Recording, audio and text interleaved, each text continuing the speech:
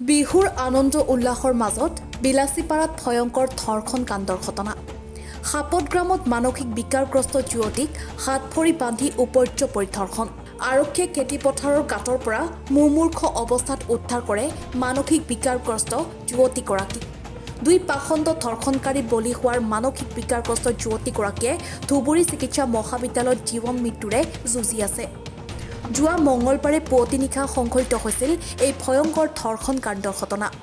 সাপতগ্ৰাম আৰক্ষীয়ে নিজাববীয়াকৈ 20/25 কেছ নম্বৰত গ্ৰেপ্তাৰ দুই পাখণ্ড ধৰ্ষণকাৰী। গ্ৰেপ্তাৰ বাৰকুটি গাঁৱৰ বকুল নাথ আৰু শান্তিপুৰ গাঁৱৰ নিৰঞ্জন দাস। দুয়োৰে বিৰুদ্ধে পূৰ্বতে বিভিন্ন অপহৰণ অপৰাধজনিত কাৰণত জড়িত থকাৰো অভিযোগ উত্থাপিত হৈছে। দুই পাখণ্ডক কঠোৰ হাতেৰে দমন কৰিবলৈ স্থানীয় ৰাইজ আৰু দল সংগঠনে দাবী উত্থাপন কৰিছে।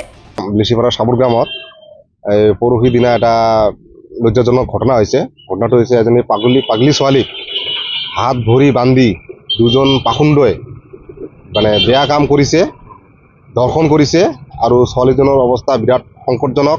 এতিয়া ছোৱালীজনীক বৰ্তমান ধুবুৰী চিকিৎসা মহাবিদ্যালয়ত চিকিৎসাধীন হৈ আছে। ছোৱালীজনৰ অৱস্থা বিৰাট সংকটজনক হৈ আছে। গতিকে আমি আৰক্ষী প্ৰশাসনক অনুৰোধ কৰিছোঁ, দাবী কৰিছোঁ যাতে এই দুই পাখণ্ড দুটা নাম হ'ল আপোনাৰ, এজন হ'ল নিৰঞ্জন দাস আৰু এজন হৈছে বকুল নাথ।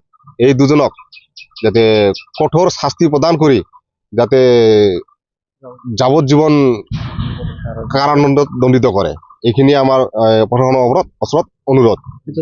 হয়, এইটো সঁচা কথা। হাত ভৰি বান্ধি যিটো বেয়া কাম কৰিছে আৰু কি গাঁতত পেলাই থৈছে।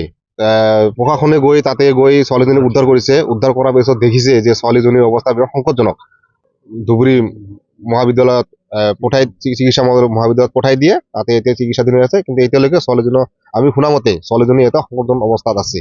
এই সমাজক ক'ব বিচাৰোঁ যাতে এনেকুৱা লজ্জাজনক ঘটনা যাতে আৰু কেতিয়াও নহয়। আৰু দুটাৰ ঘৰ হৈছে আপোনাৰ এজনৰ ঘৰ হৈছে শান্তিপুৰ আৰু এজনৰ ঘৰ হৈছে বৰগুঠি।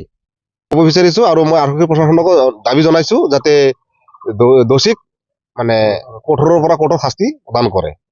বিলাসীপাৰাৰ পৰা নুৰ আফৰাজুল ইছলামৰ ৰিপৰ্ট, NE24।